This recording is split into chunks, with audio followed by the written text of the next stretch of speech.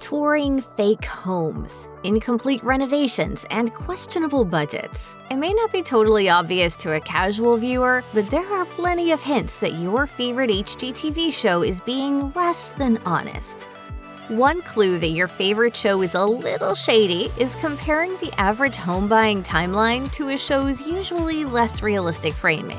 The blog Hooked on Houses confirmed some long-lasting rumors from the HGTV blogosphere regarding unrealistic home buying narratives in the show House Hunters. Bobby Jensen, a former House Hunters participant, spilled the tea to the now mostly defunct site in a guest post written in June 2012, describing the show producers shaping her family's story for their episode's 2006 taping. The show did not choose to feature the Jensen family until they had fully closed on a new home, making their house search during the show a total sham. Jensen said in her blog post, "The ones we looked at weren't even for sale. They were just our two friends' houses who were nice enough to madly clean for days in preparation for the cameras." In a follow-up interview with Entertainment Weekly, Jensen admitted that touring friends' homes wasn't standard practice for the show, but rather a bind specific to the Jensen situation, as they could not find realtors willing to display a home for the show. A publicist for House Hunters further explained the choice to focus on home buyers who are further along in the process, stating that production schedules guided their decision to feature buyers who had effectively already chosen a home. I don't think there's any way that the show could actually follow someone because real house hunts take months. It makes sense, but it's still kind of a strange tactic for a show that's literally called House Hunters. Many HGTV shows feature home buying and renovations on nimble schedules. According to the Huffington Post, the average interior home renovation can take anywhere from 2 to 6 months. But the popular Property Brothers tend to show renovations wrapping up within a few weeks. Obviously, an episode of a TV show is going to present viewers with a condensed timeline. And Drew and Jonathan Scott, the hosts of the show, have previously been upfront with the aspects of their show that are a little more flash than bang. While they do ensure their clients' homes are habitable after renovation, only 3 or 4 rooms are typically finished and shown on Property Brothers, owing to their tight production schedule. Clients have the option to have the brothers fully renovate their new home, but they may be paying a pretty penny for the extra work. So, not a good first impression, I'm thinking.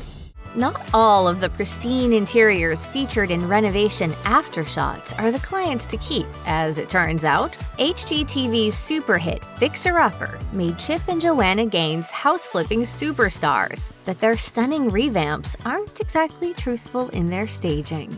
The Gaines' rustic styling and furniture exclusive from Joanna's company, Magnolia Home, doesn't stay with the clients after the cameras stop rolling, according to Rachel White, a participant in Season 3 of Fixer Upper. Speaking to Country Living about her experience, White said that the furniture isn't for keeps, as the clients typically have their own furniture that they will move into their new space. But starring on the show has some perks. If you want to keep some of the pieces, there's still a chance to do so after the show has wrapped. She explained, "They give you an itemized list of how much everything costs at the end to see if you want to purchase things at a discounted price. It may not be the full Chip and Joanna makeover of your dreams, but it's likely better than the average interior decorating job."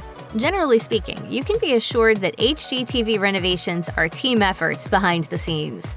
In Property Brothers, the Scotts are usually shown as the ringleaders of their whole operation. Though while they may be the faces of the show, the brothers usually aren't the ones at the helm of either the home's acquisition or the renovation. Much like House Hunters, the Scott brothers typically scout out clients who already have a home they'd like to purchase, showing them other available options alongside their original choice. In a comment to Pop Sugar, Jonathan explained that his work is typically on the design side of things, subbing in when the project calls for it. He admitted, "I'm never laying 5,000 square feet of flooring. I have flooring companies, kitchen companies, and all of that jazz, but I can do and have done all of the work."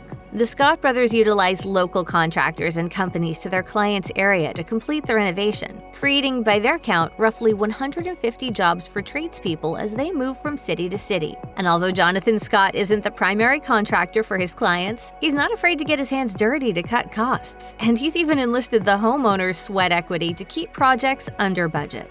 Some renovation shows purposely obscure their budgets, while others feature homes renovated at a fraction of the average price of an interior overhaul. Certain shows are a little more honest about what it takes financially to start an interior renovation or a full gut job, but there are always variables. On one hand, many renovations have hidden costs, from the revelation of more systemic problems to changes in the cost of supplies and labor. How much is it gonna cost?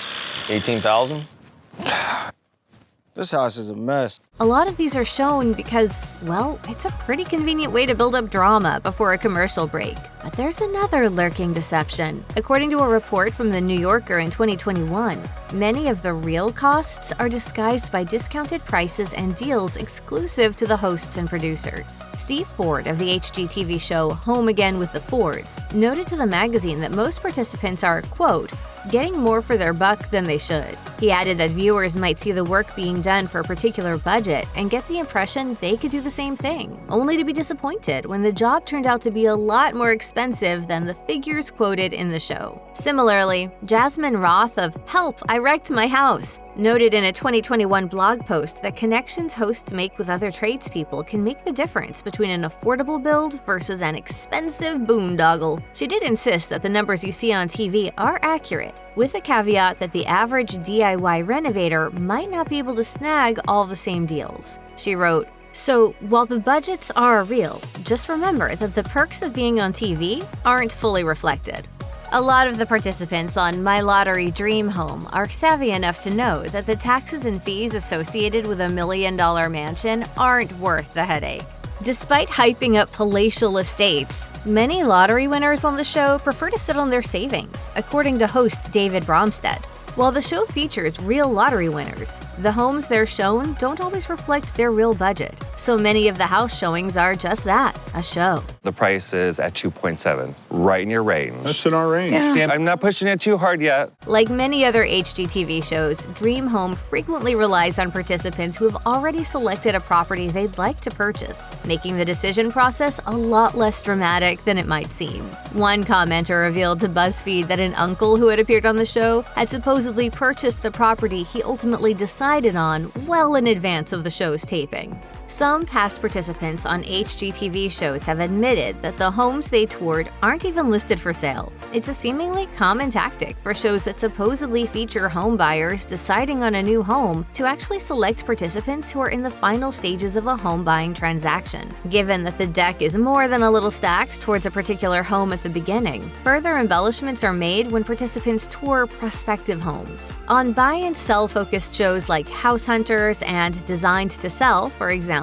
participants often tour homes that they aren't likely to buy and that, occasionally, aren't even for sale. Notably, with Designed to Sell, homeowners looking to stage their homes for sale might not be looking to put their homes on the market for several months. One participant who asked to remain anonymous admitted to the Hooked on Houses blog that they didn't plan to sell their home for at least a year. In that instance, Designed to Sell filmed two endings, one where the house sold and one where it didn't, and staged a fake open house to provide a satisfying conclusion. If your favorite HGTV show relies on chance encounters and spontaneously chosen participants, chances are it's not exactly being honest. Yard Crashers, a show featured on the HGTV-owned DIY network, is probably the biggest culprit when it comes to pre-casting for seemingly random interactions. Producers would interview and screen between 15 and 20 people before deciding on their subject for that episode and staging their random encounter at a home goods store. Prospective Yard Crashers participants must also meet a laundry list of other requirements before being cast, according to host Chris Lambton, including owning their own home. Ultimately, though, personality is key, as Lambton stated to Pop Sugar.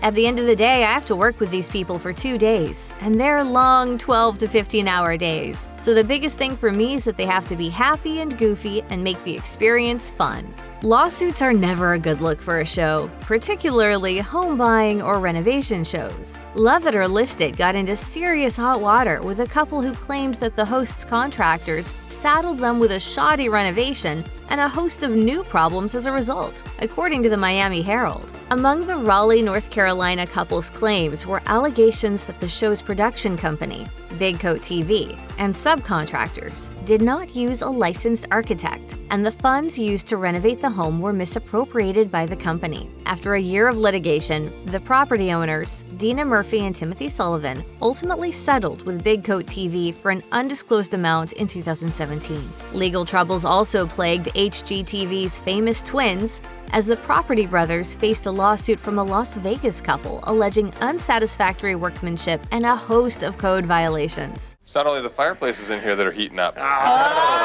The couple, Mindy and Paul King, are currently suing the show's production company, Cineflix, for fraud, misrepresentation, and faulty workmanship in their kitchen renovation. The Scott brothers weren't named in the suit. In the end, HGTV may make compelling entertainment and can definitely offer some renovation inspiration, but it isn't necessarily the first place someone should look for real-life advice.